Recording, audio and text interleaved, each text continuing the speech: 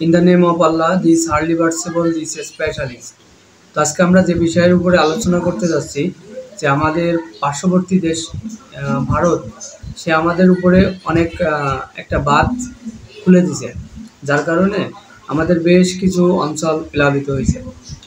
এই সম্পর্কে আমরা আজকে বলতে চাই, তারা যে কাজটা করছে তাদের উপরে অবশ্যই এই ব্যাপারে শাস্তি আসবে। অবশ্যই এটা কেন আসবে, এটা আমরা মুসলিম শরীফ হাদিস নম্বর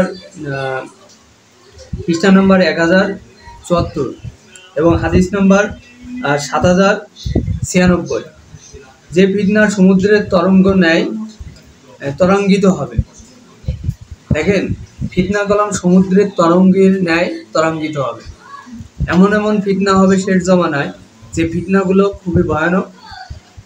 এইটা এক ধরনের ফিতনা, কিন্তু আল্লাহ তাআলা অবশ্যই যদি চান আমাদেরকে এই ফিতনা থেকে বাঁচিয়ে রাখবেন, তো অবশ্যই তারা এটা নিয়ে অনেক হাসাহাসি, অনেক করতেছে তাদের নিউজ চ্যানেলগুলো।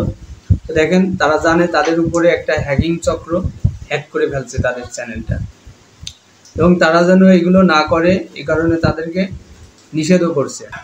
এখন যদি তারপরেও তারা যদি এই কাজগুলো করে থাকে, তাহলে তাদের উপরে কলাম এই চ্যানেল তারা আরও পরবর্তীতে অনেক বেশি হ্যাক করে ফেলবে।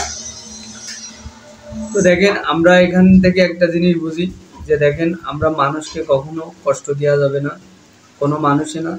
পার্শ্ববর্তী দেশগুলো অন্য দেশের সাথে সবসময়ের জন্য মিলেমিশেই কাজ করা লাগবে, এগুলো এক ধরনের সৌন্দর্য।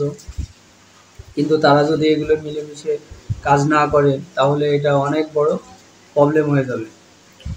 তো কিছু কিছু ফিতনা পৃথিবীর বুকে হবে, যে ফিতনাগুলো শেষ জমানায় দেখা দিবে।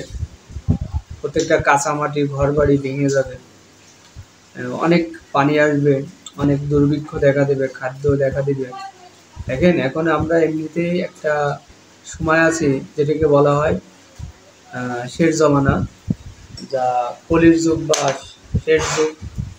যেরকম আপনার ছিল একটা সময় ছিল পৃথিবীতে, যে যখন এই পৃথিবীতে প্রথম মানব জাতি আসে, নূহ আলাইহিস সালামের সময় একবার প্লাবন হয়। তখন সেই প্লাবনেও তারা অনেক কষ্ট করছে, তারপরেও তারা আল্লাহকে ছেড়ে কখনো যায়নি। তো আমরা চাইবো যেন আমরাও আল্লাহর প্রতি ভালোবাসা থাকে। আল্লাহ আমাদের সবাইকে কি করবেন, উনি কলাম রক্ষা করবেন। তো আমরা চাইবো তিনি যেন আমাদের সবাইকে রক্ষা করেন এবং সুন্দরভাবে পৃথিবীতে প্রত্যেকটা মানুষকে তার জানমাল নিয়ে হেফাজত করার তৌফিক দান করে।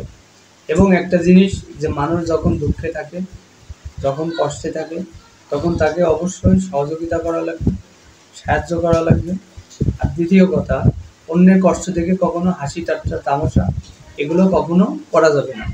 কিন্তু ইন্ডিয়ান এই চ্যানেলগুলো একটু বেশি বাড়াবাড়ি করে, তারা সবসময় হাসি ঠাট্টা তামাশা করে, কিন্তু তারা জানে না তারা যেটা করতেছে এটা তাদের জন্য ঠিক হবে না।